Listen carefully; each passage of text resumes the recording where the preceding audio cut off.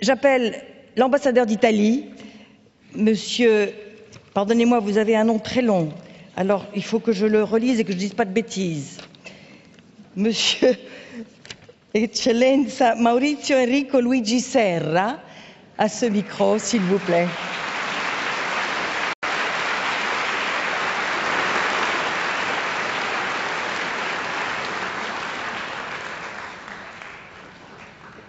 Et je vous passe le micro pour essayer de dire mieux que moi sur la Sardaigne. Vous allez avoir du mal, hein? Ah, ça, c'est incontestable.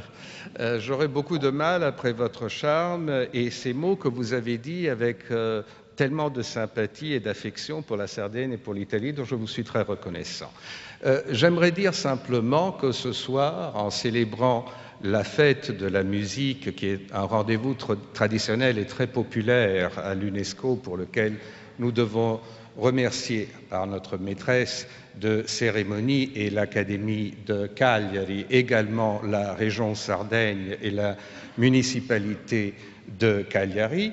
Nous devons évidemment remercier l'UNESCO, sa directrice générale, notre amie à tous Irina Bokova, et le président de la conférence générale, son Excellence Donaldson Hepburn, qui la représente ce soir. Merci à tous les amis présents. Juste deux mots sur cette journée qui est en effet un peu particulière pour nous, car le 17 mars 1861, le premier Parlement italien a promulgué l'État national qui était la fin du royaume de Sardaigne. Le royaume de Sardaigne, qui depuis 1720 avait donné au duché de Savoie donc un royaume, et donc nous pouvons considérer nos amis sardes les frères aînés de l'unité italienne.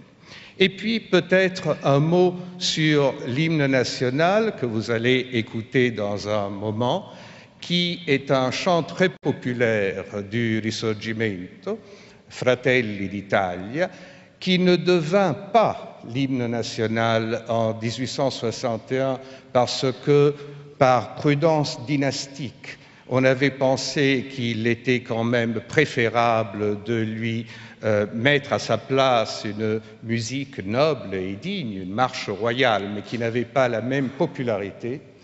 Et en 1862, personne d'autre que Giuseppe Verdi, le grand musicien du Risorgimento et le grand musicien tout court du XIXe siècle, italien au moins, quand il eut la commande de l'exposition universelle de Londres pour un hymne des nations, décida qu'à côté de la Marseillaise, de God Save the Queen et des principaux hymnes du monde, ce n'était pas la marche royale qu'il fallait exécuter, mais la Fratelli d'Italia, qu'il mit en musique en changeant un peu l'harmonie de Novaro et que je crois nous allons écouter tout après dans l'interprétation de deux des artistes de ce soir, le soprano Omobello et accompagné de Paul Montag. Donc une musique et un hymne qui me semblent particulièrement saillants pour cette soirée, car ce n'est pas seulement un hymne émouvant pour les Italiens, qui deviendra d'ailleurs l'hymne officiel au moment de la proclamation de la République en 1946, mais également un hymne de fraternisation des peuples et de liberté, et qui donc correspond parfaitement aux idéaux et à la lettre du statut de notre organisation bien-aimée. Merci beaucoup.